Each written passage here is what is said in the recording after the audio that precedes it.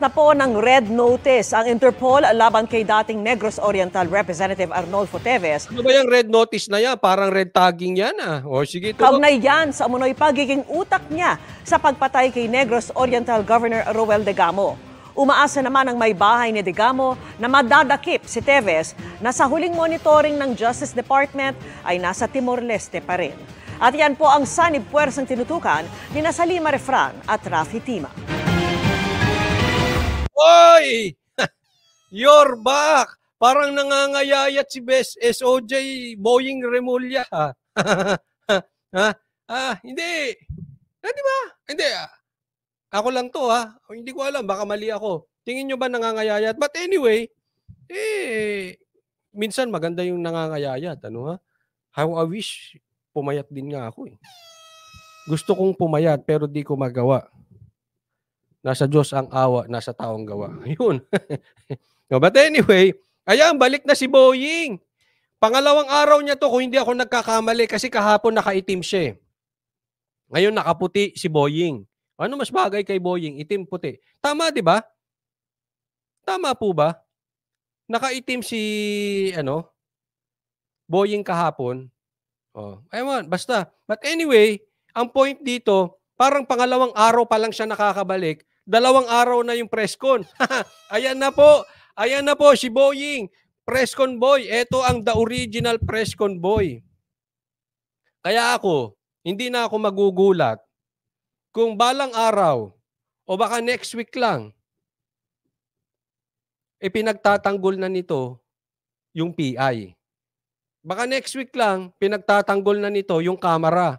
Baka yung next week lang, ipinagtatanggol na nito si Tamba. Hindi po tayo nagbibintang, tanong lang po. Kasi alam naman natin to si Boying, may record tong di ba? Hindi, totoo naman, hindi ako nagsisinungaling. May record to eh. Record ng presscon.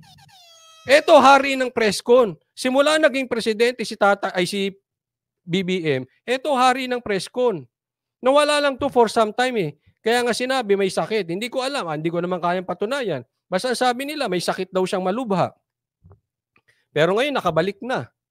At malalaman natin ng isang taong talagang malakas na, bumalik siya doon sa dati niyang kalokohan. Ay, yung sa dati niyang gawain. Ayan na. Ha?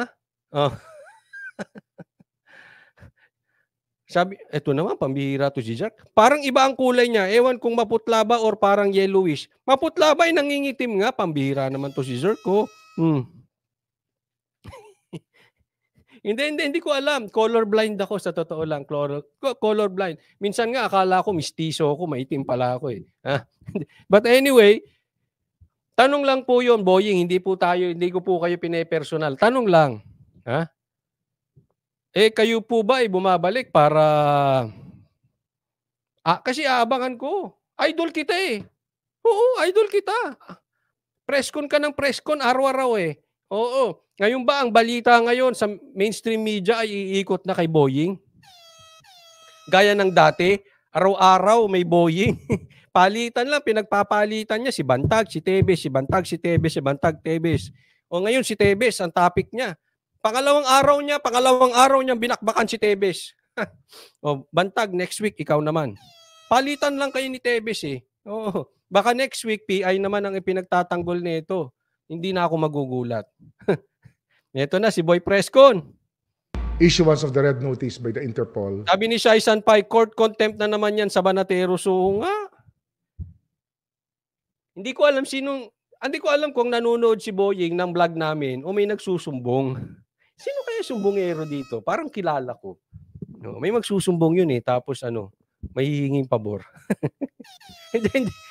Hindi ganyan, di ba? Yung mga bumubulong-bulong sa paligid, alam mo, kunwari lang yan ha. Hindi lang naman kay Boying, lahat yan eh. May ibubulong yung vlogger, alam mo, tapos may hihinging pabor. Tapos aatakihin na Banateros. Alam na namin yun. Inatake kami dahil dati dyan eh. Wala namang sinabing magandang ginawa ni Boying. Anong ginawa? Inatake lang Banateros. Jesus, alam na namin yan. It's coming to town. Welcome back. Welcome to Presscon Nation, Boying. Vis-a-vis us against or involving former congressman, ex-congressman Arnie Teves. No? Ang Justice Secretary nang nag-anunsyo, may Mahal na mahal talaga. Tebes, kung nakikinig ka kay Coach Oli, ano bang pinakain mo rito kay Boying? Parang sana all. Ang lakas makain love nito si Tebes siguro, no? Ha? Talagang mahal na mahal siya ni Boying eh. Biglang lumabas sa lungga eh. Second day, two in a row. Si Tebes ang topic niya. Ay, naku! Interpol red notice na laban kay dating Negros Oriental Representative. Ay sabi, merci Kylie. Coach, nagpa-Gcash po ako. Name Carmencita Morales. Shout out Toronto. Oy, maraming salamat ha. O pakitandaan sa aking editor. Carmencita Morales, maraming salamat po.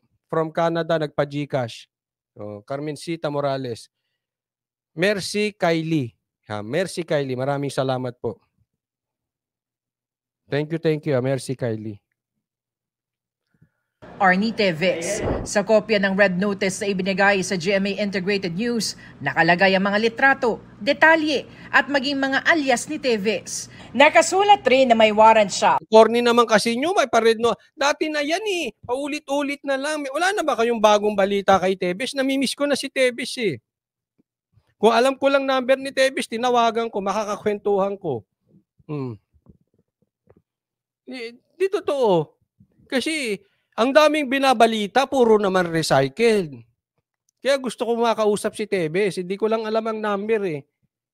Kakausapin ko yan kasi para may iba naman ang kwento. Tayo magbalita ng bago. Wala nang binalita ang bago. Ito si Boying eh. Dati na yan eh. Nagkaroon pa ng asylum, nabalita sila.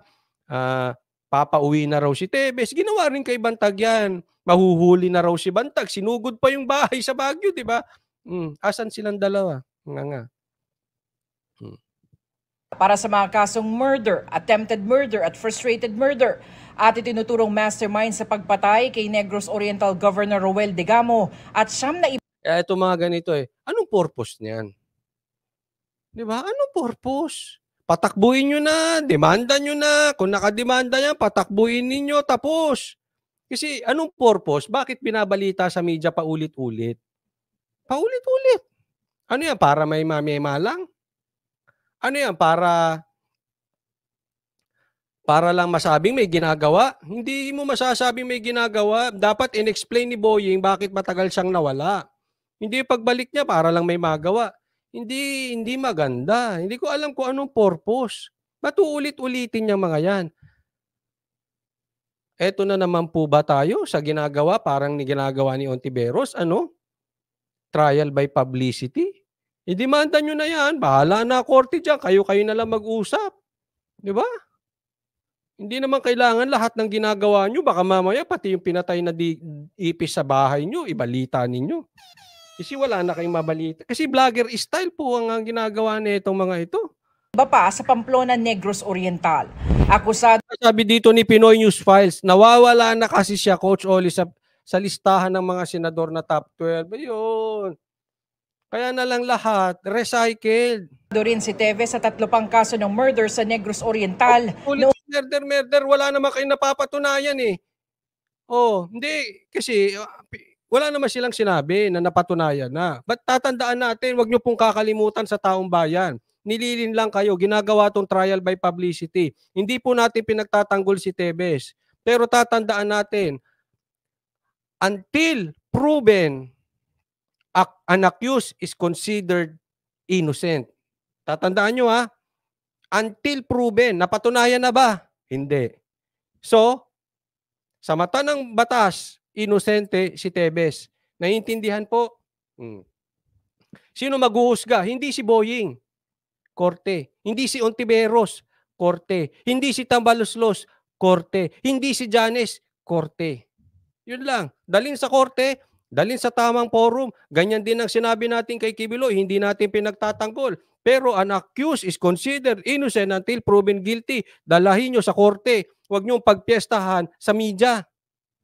Mga kayo, halatang halata, trial by publicity yan eh.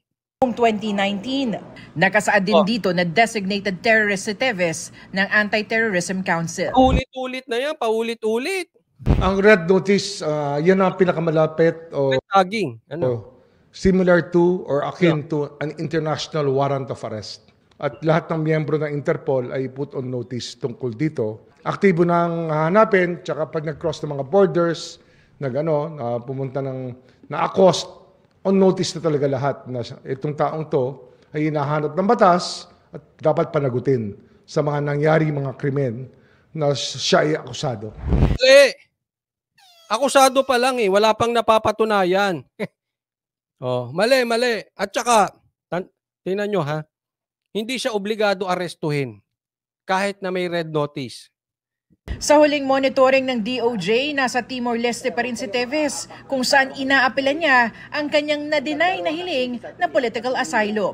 Ayon naman sa DFA, opisyal na... Sabi dito, para lang may maibaling na ibang topic, coach. Ay, hindi. Eto, dadaanan ko lang to. Hindi ko hahayaang makalusot si Tambaluslos dahil sa mga topic na ganito. Hindi po, huwag kayong mag-alala. Ibahin nyo Banateros Brothers. Kaya lang, kaya nga gaya ng tanong ko ito ba ay gagawin, kasi alam natin, hari ng presscon sa Pilipinas si Boying. Baka gagamitin ito ng mga makatamba for presscon. Alam nyo naman, nagpe-presscon na rin yung mga Congress. Wala, mas magaling mag-presscon itong si Boying. Baka mamaya gamitin din siya pang presscon, getting ready na, di ba? Pero hindi natin tatantanan yun. Isasama lang natin to sa balita. Na ring nakansela ang pasaporte ni Teves. Ibig sabihin, wala nang valid na travel document si Teves mula sa Pilipinas. Paano uuwi? Wala palang valid huwag ka na umuwi. Wala ka ng passport Ano? Ang may bahay naman ang pinaslang na si Governor Roel Degamo, umaasa. Naka-sleeveless ka pa rin. Pambira naman Hindi ko naman siya pine-personal, pero hindi kasi maganda. Namatayan tapos naka-sleeveless. Ano ba yan? Na makikipagtulungan ng Timor-Leste para mahuli si Teves. The fact that his request for asylum was turned down by East Timor. Coach Oli, mainit. Off-shoulder ulit, sabi ni... Hindi ko nga maintindihan Ulit hindi po mahilig si Coach Oli na name-personal. Hindi po yon. Kaya lang ang punto rito, hindi maganda. Di ba? Siyempre, may may optics yan, may dapat may PR ka rin. No?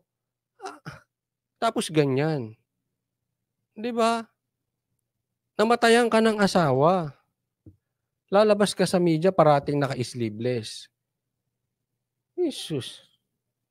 At payo ko lang, kung ayaw mo sumunod, sige, tuloy mo yung mag-sleeveless ka araw-araw. Kada presscon, naka-sleeveless ka.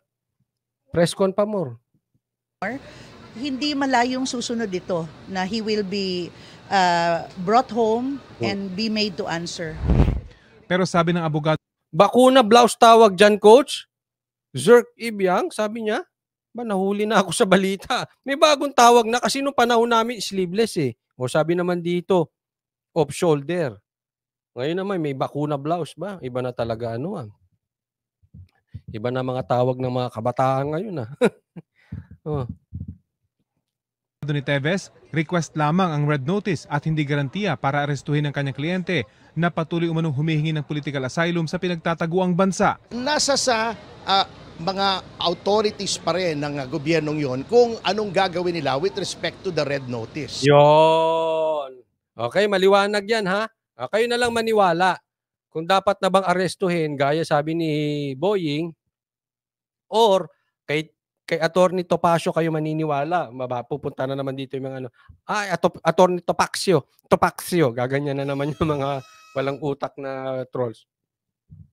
Okay, Attorney Topacio kayo maniniwala na yung red notice na yan ay suggestion lang. Hindi yan batas. Naalala nyo? Naintindihan nyo? Iba po ang suggestion, iba ang batas. Parang traffic light. Ano namang connection ng traffic light? Di ba pag kami, pag doon sa mga nagmamaneho, naintindihan nyo ako, di ba? Pag naka-green yan. Ano pag nag-orange? Di ba, slow down? Hindi po. Sa Pilipinas, pag nag-orange, bilisan mo. Kasi hindi yun batas, suggestion lang. Pag sinabing, no jaywalking, no smoking, may naninigarilyo pa rin. Kasi sa Pilipinas, hindi yun batas, suggestion lang. Hindi. Batas yun, sundin ninyo ha. Yan, sa Pilipinas, walang sumusunod eh. Pero ganyan yan.